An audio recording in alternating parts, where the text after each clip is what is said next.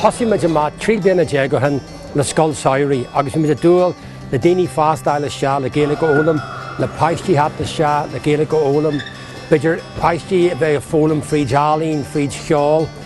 agus go dtíar tá sig fás ó bblion go blion. Ahan blion ar an cedín chuid curú ar ghaoine aber le tá pobl Sínach an seo, pobl as Colombia, pobl as an Inge, pobl as Éireann an óia agus chuid curútí a hatan seo na bláiseúirt doin den cinnal bís a go héan agus sin bheith dais a dragon agan as an Tsín agus go dtíra cinnal an rud a leathnú marketí gré a náisiúnta. Tá daoine ag taisteal as Contae Heroin as Contae an Dún, tá ban an seo as Korea Haas, tá ban an seo Sri Lanka, tá ban as Canada an cinnte go bhór daoine de bhna bhfuil farste agus na Contae a hartar bhfuil farste, so tá cinnal máscan an.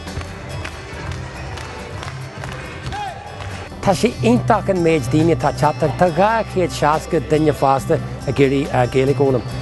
Seo seachtain omlan de cinneal cur agus cuaitiú, mar bíam sa fólam fásta ní gcónaí go bhfuil tú teagas agus tuairteáis i gcónaí go mbíonn tú fólam chumáid agus tá sin ionta deas agus smail an bheith ag feiceáil na nain na chéana bliana bliana agus iad gáil suas a dramara tá sin si tuáin rang tean si suas agus an sin sa Jerry tí tú san ardrangiad agus buineam híon salt as sin as an cinneal dulhan cin sin a eiceil.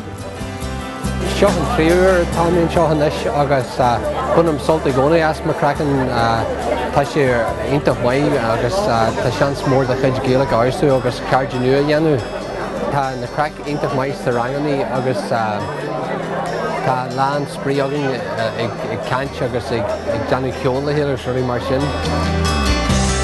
Tugann sé mar crí go na daoine óga seo an gabhléon jegohan tá sé ag méideacht inis tá céimeaní acu agus tá sé ráiste teagas coginn agus sin an dói a gaiithú cultar chu an cin, caiithú na daoine óga